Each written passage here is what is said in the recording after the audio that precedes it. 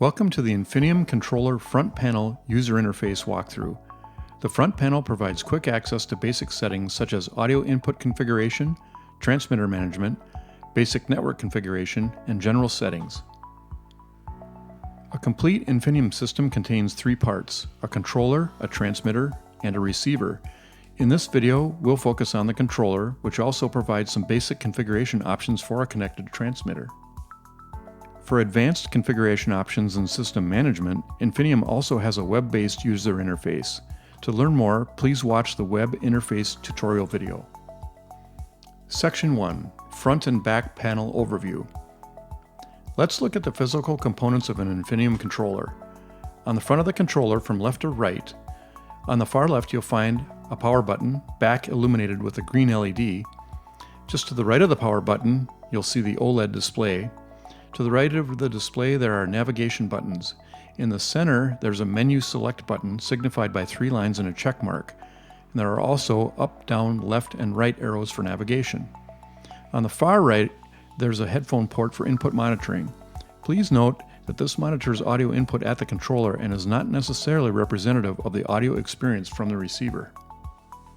On the back of the controller from left to right we have Input 1, mono or stereo left, which features the following options for analog audio input: an XLR quarter-inch combination jack or a terminal block. Both options accept balanced and unbalanced line-level audio or microphone-level audio where phantom power can be applied for condenser microphones. We also have Input 2, mono or stereo right, which just has a terminal block audio input and accepts line-level audio only. To the right of the audio inputs, we see one RJ45 port for Dante or an Infinium transmitter. This port provides PoE on request because the transmitters require PoE. Next, we see an RJ45 port for network control. And finally, on the far right, we see the power supply port. In the next section, we'll dig into the configuration options from the onboard menu. Section 2. Onboard Configuration Menu. In this section, we'll turn on the device and walk through the information displayed on the front panel, as well as navigation of the onboard configuration menu. Using the power supply that came with the controller, plug in the Infinium controller and power it on. Make sure to always use the power supply that's provided. While booting, the controller will display the Infinium logo and then the current software version before resting on the main menu. To begin, let's go over what's shown on the main menu. On the top left we have the control port host name. This can be changed using the web interface. Below the host name, the IP addresses for both the network control port and the Dante port are displayed. On the bottom left we see the number of transmitters connected to the controller. To the right of that we see the headphone jack monitor input that is currently selected. Then on the right side of the display you'll see the two audio channels in their current configuration, including channel 1 or channel 2 and a VU meter. Now if disabled, the channel will show as off, but if the channel is enabled, the input format will be displayed, which could be terminal block, or XLR quarter-inch, or Dante, or test tone. The current digital gain value is displayed at the top right of the channel with a caret symbol signifying the unity gain position on the VU meter. While viewing the main menu, use the up and down arrows to navigate a few options. When highlighted with a box, use the left and right arrow to toggle the options or change values. You can change things like the headphone jack monitor selection with the choice of channel 1, channel 2, channel 1 plus channel 2, or off, the channel 1 gain value from -60 to +24, or the channel 2 gain value from -60 to +24. When you're done making changes, tap the menu select button to complete the change and the box will disappear. To enter the configuration menu, press the menu select button. The menu categories are audio, transmitters, network, general, or exit. Use the menu select button and the arrows to navigate within the menu. Up and down moves between the options and may be used to change values. The right arrow is often used to advance from a menu category deeper into the category settings, while the left arrow is used to exit the settings and return to navigating the menu categories. If you want to enter the settings for a category, tap the right arrow while it's highlighted. Now let's look at the audio category. Channel is where you select which audio channel you want to configure. Use the left and right arrows to toggle between channel 1 and channel 2. When the channel you want is displayed in the outline box, tap the down arrow to scroll through the options. Audio source is where we'll define the input format for the selected audio channel. Tap the menu select button to select the input options, and then use the left and right arrows to navigate those options. For channel 1, we can choose from disabled, terminal block, XLR quarter inch, Dante, or test tone. For channel 2, we can choose from disabled, terminal block, Dante, or test tone. Once the option you'd prefer is displayed, tap the menu select button again to confirm the selection. If you select one of the analog input options, either terminal block or XLR quarter inch, the following options will become available.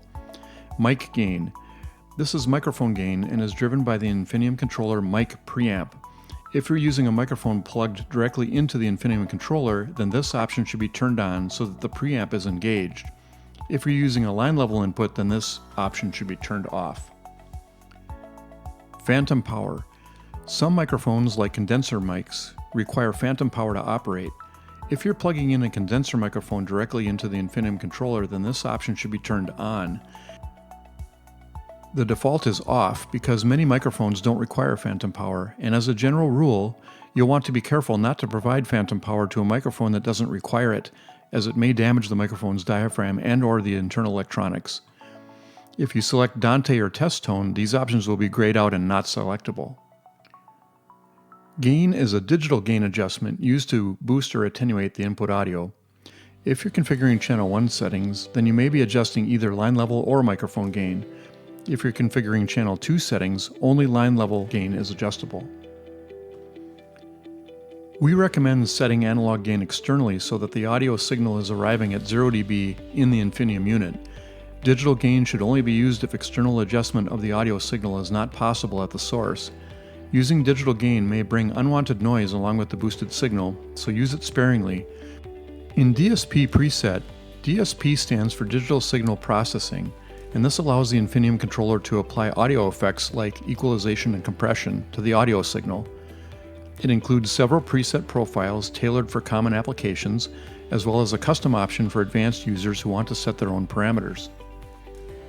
When a preset is selected, its settings appear below the preset name in a grayed out format and cannot be adjusted. If custom is selected, the settings become editable. Use the menu select button to enter and confirm your selection, and the left and right arrows to scroll through these preset options or adjust values in the custom mode. Now let's go over the presets. Flat means no equalization or compression are applied to the audio signal. Music applies a high-pass filter at 31 Hz, a low-pass filter at 16 kHz, and a 1:1 compression ratio, which means no compression. Voice applies a high-pass filter at 125 Hz, a low-pass filter at 6.3 kHz, and a 1:1 compression ratio, or no compression. Hearing Assist applies a high-pass filter at 500 Hz, a low-pass filter at 8 kHz, and a 2:1 compression ratio. Selecting Custom makes the available EQ filters and compression value adjustable. Use the menu select button to select the value for each parameter, either high-pass filter, low-pass filter, or compression, and then use the right and left arrows to change the setting, and then once finished, press the menu select button to deselect the value. Once you're done, use the left arrow to exit the audio options and go back to the main categories list on the left.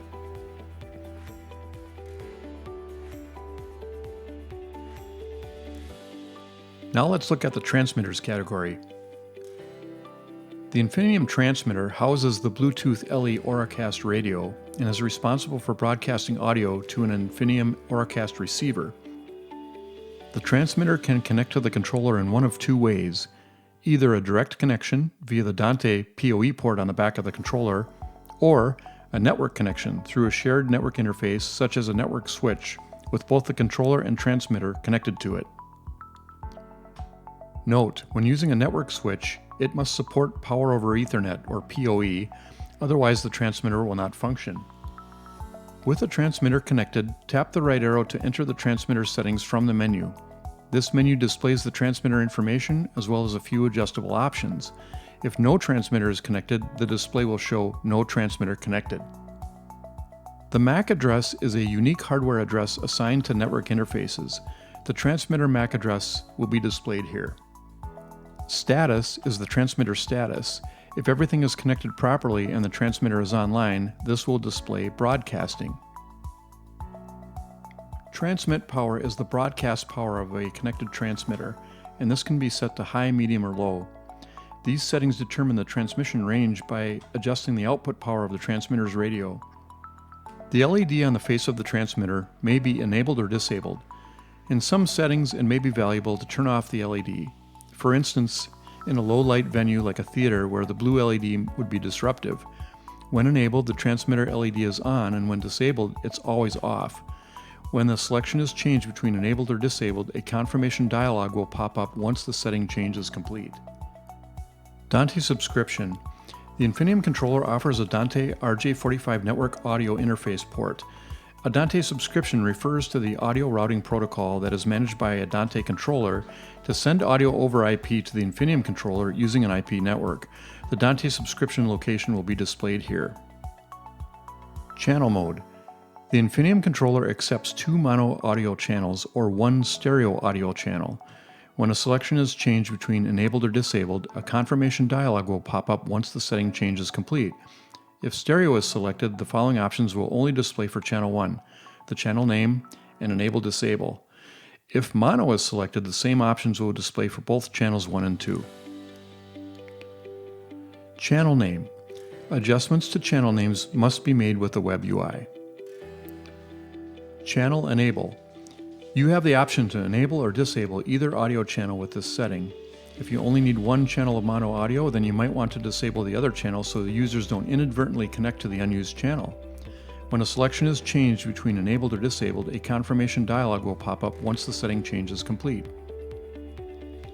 Again, once you're done, use the left arrow to navigate out of the transmitter options and back to the main categories list on the left.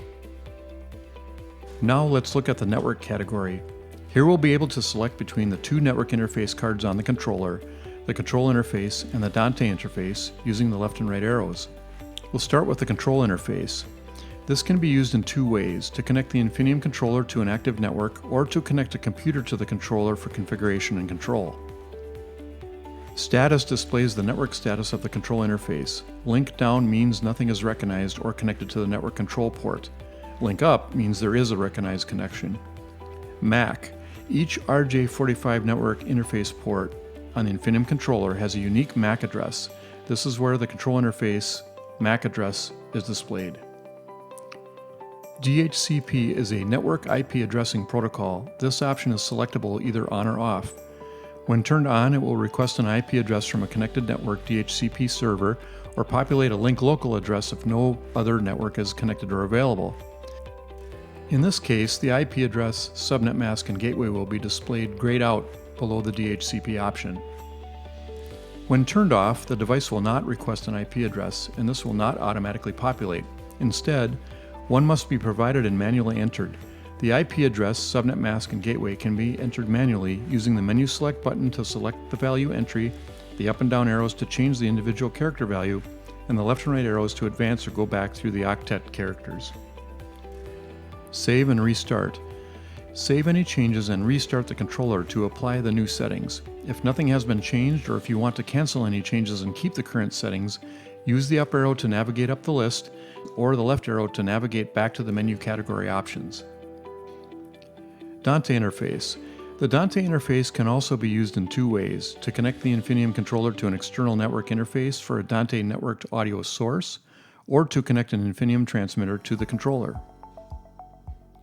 Once again, the status displays the network status of the Dante interface. MAC address. This is where the Dante interface MAC address is displayed.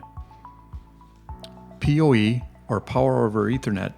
If the Infinium transmitter is connected directly to the Infinium controller, PoE needs to be turned on to operate because it doesn't have its own power supply. If we're using the Dante interface for a Dante audio source, then PoE can be turned off. Note, PoE won't be sent from the Infinium controller unless it's requested by a connected device. DHCP for the Dante interface works the same as for the control interface, and it can be turned on or off. When turned on, it will request an IP address from a connected network DHCP server or populate a link local address if no network is connected or available. The IP address, subnet mask, and gateway will be displayed grayed out below the DHCP option. When turned off, the device will not request an IP address and one will not automatically populate. Instead, one must be provided and manually entered.